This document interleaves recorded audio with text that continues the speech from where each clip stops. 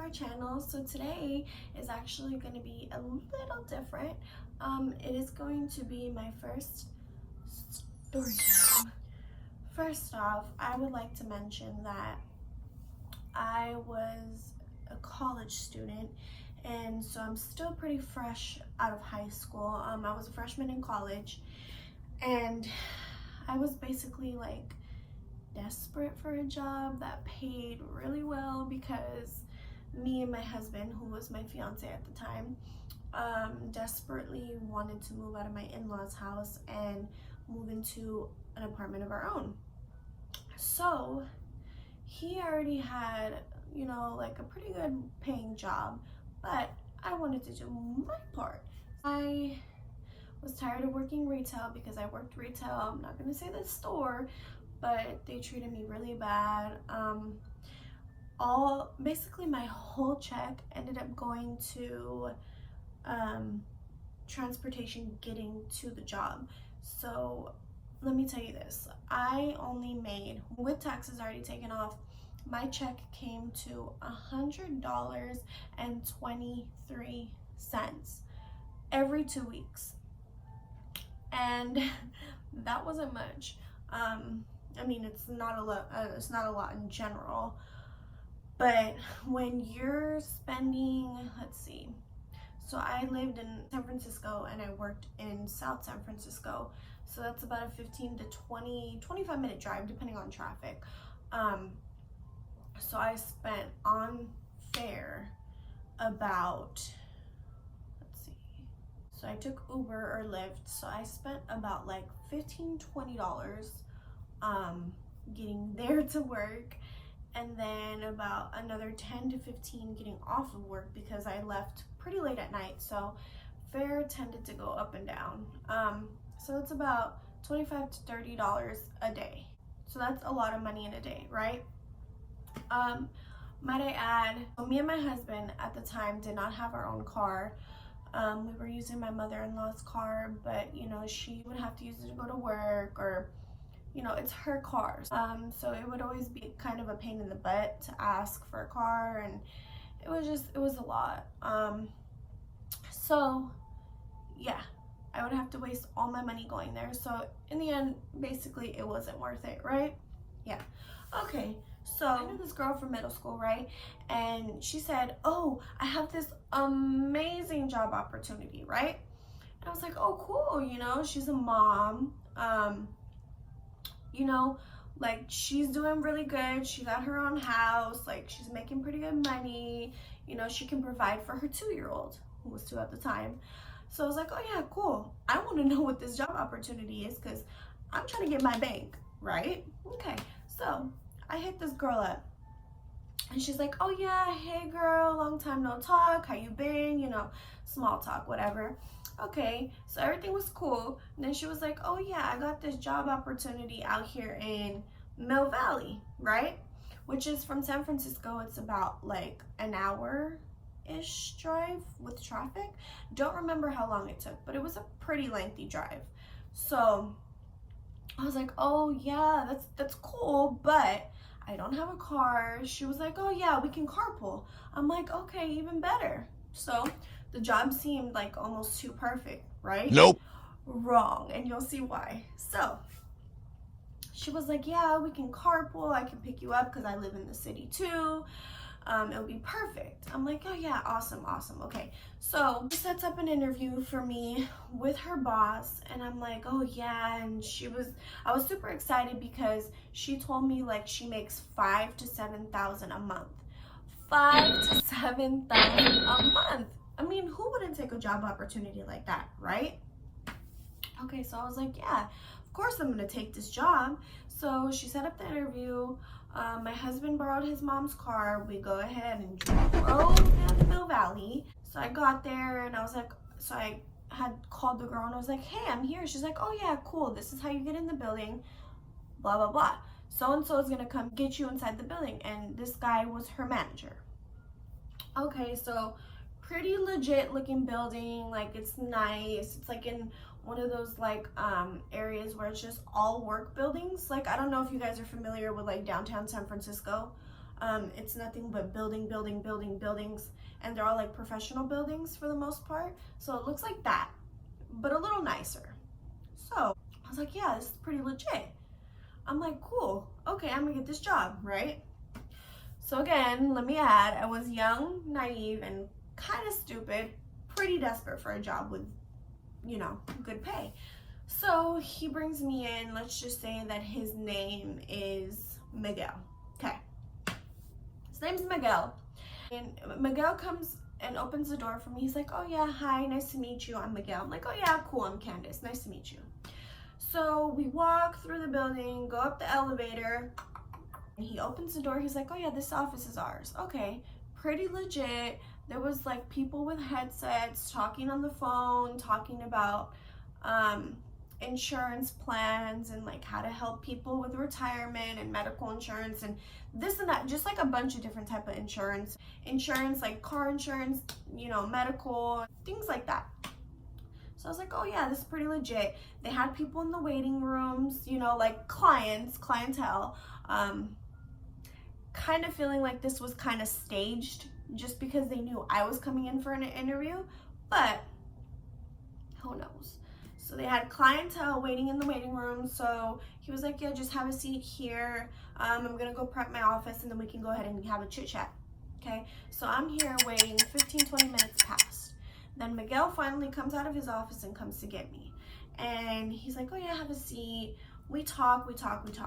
He explains what this company is about. Mind you, I did my research before going there. So again, let me tell you, it seemed pretty legit. I've done my research because at least I was that smart to be like, okay, hey, let me look up the company and see what they're about, because, you know, I haven't seen this girl in a while. Since I got a little bit of trust issues, I'm like, yeah, let me just look. And plus, I like to know information about what I'm going to be doing and where I would be potentially working. But that's just me. I don't know if anyone else does it, but anyway, I kind of threw some facts about the company at him. He was pretty impressed. So I'm like, yeah, I got this job secured. So he was really nice. He was like, yeah, but this is the type of sales job and like you're gonna need a special license. And I'm like, okay, you know, salespeople need licenses. But he's like, oh, get this. He was like, oh, but since you work for our company, you just pay us a one-time fee. We go ahead and process the paperwork for you that provides you the test. We provide you, you know, study exercises, and like we help you with the test, so you're guaranteed to pass 120%. Like you're gonna have to train with us for a few weeks while you're getting your license, and then you can start getting paid and making your own money.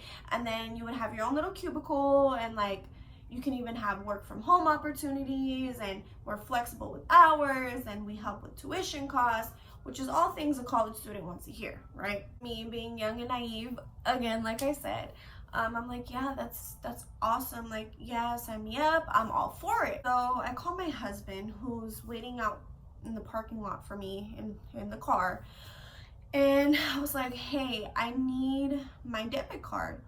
He was like, why?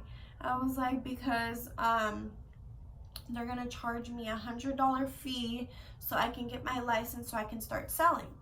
He was like, but are you sure? And I'm like, yeah. And he's like, but are you sure? Like, I don't feel comfortable with you giving your debit card. I should have listened to him, but I didn't. So I started getting frustrated because I was literally talking in front of the manager, Miguel. So I didn't want to be like screaming at my husband, like, just get in here already. Like, so I was like, yes, babe, yes, just come here, bring me my card, that's it.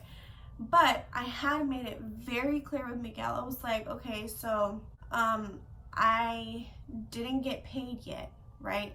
And I even questioned him. I was like, are you sure? Like, I even at one point asked, like, is this really legit? He was like, yeah, this is super legit. We'll provide everything for you. Just don't worry. Just give me the 100 and we'll provide everything for you. You'll be guaranteed your license, and you'll be making $5,000 to $7,000, even $10,000 a month. So I was super excited. I was like, okay, ready. I did make it clear to him. I was like, look, please do not charge my card until I tell you it is okay to charge my card. because, you know, I still, like, I did have my skeptics after my husband started questioning me a little bit. Yeah, I told him, like, please don't charge my account until I tell you to. And he was like, oh yeah, no problem. So I'm like, okay, I go ahead and put my bank information. Duh.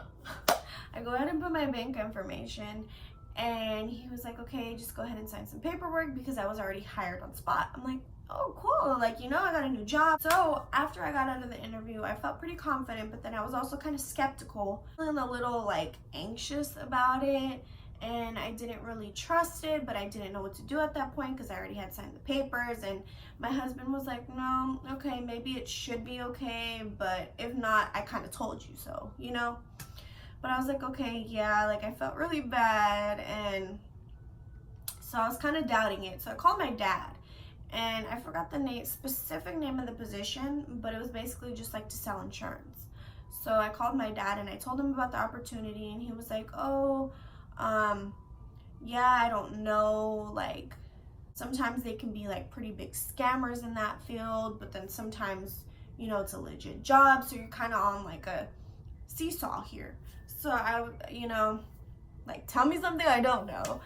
To my dad, and he was like, you know, I really hope it is legit, so you can make good money and you can like have your foot in the door and like be having a chance at a good opportunity and jumpstart your career, and like, just, you know, things that a dad would say.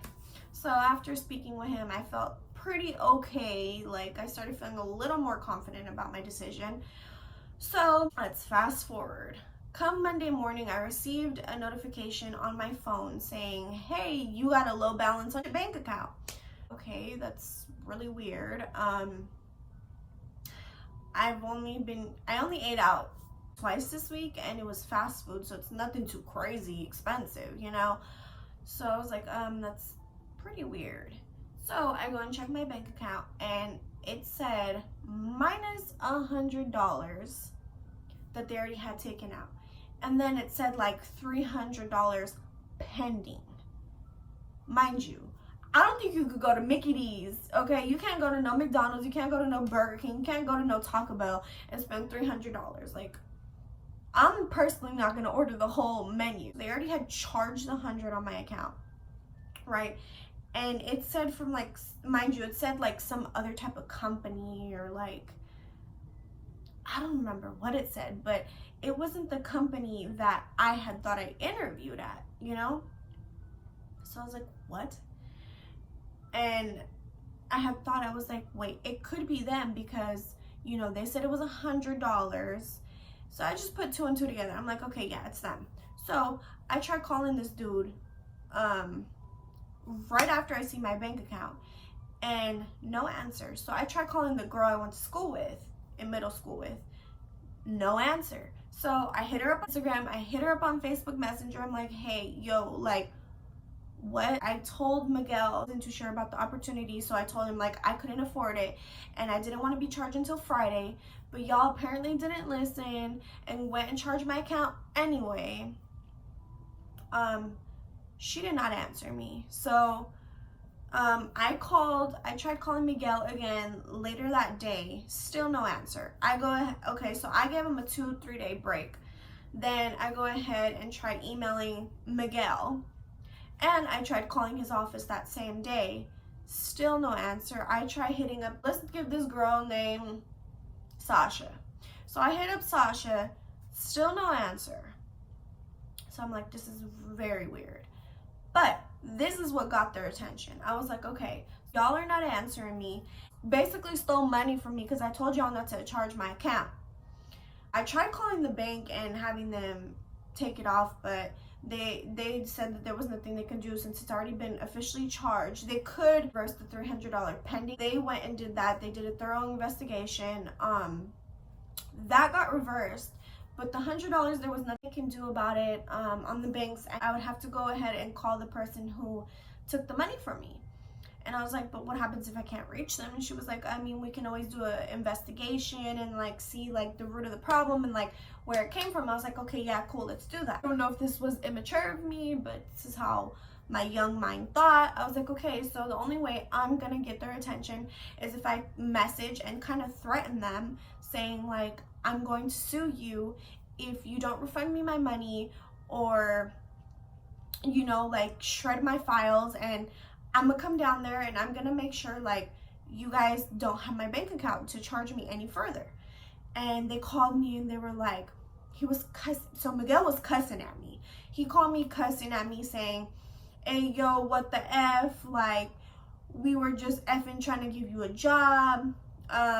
You had said it was okay to charge your bank and blah, blah, blah. To be more realistic, let's use my son's phone. Well, this is a remote, but you know.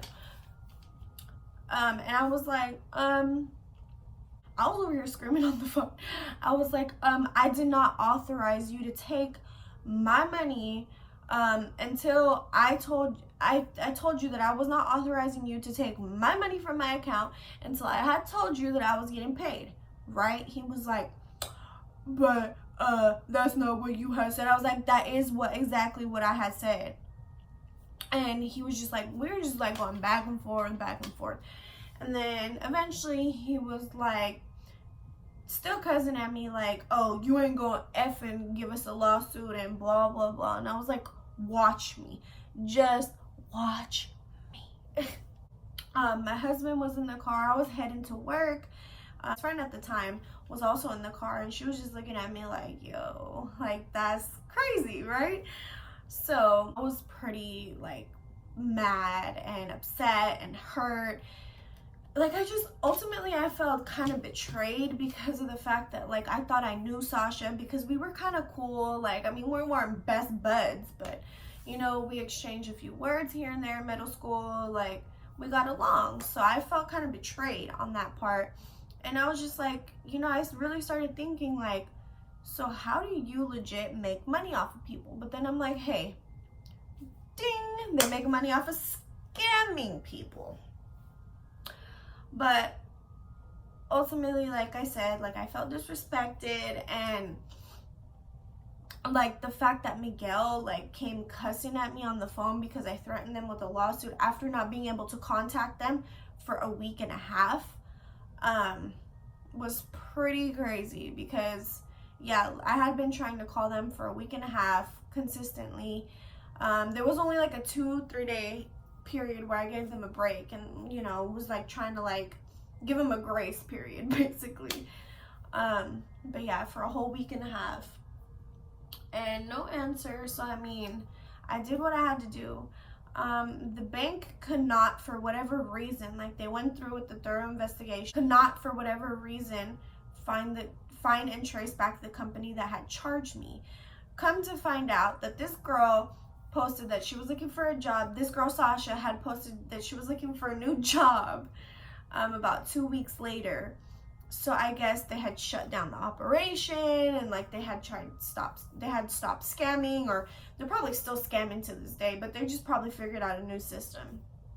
And they thought everything through and knew to cancel the transaction, and even though they already took my money, but so nothing could be traced back to them basically. Even though it was just $100, like I told you, that's what I made in a 2 weeks period on a check. So that was a really big deal. And I called my parents crying, and they were kind of like, well, you know, you live and you learn.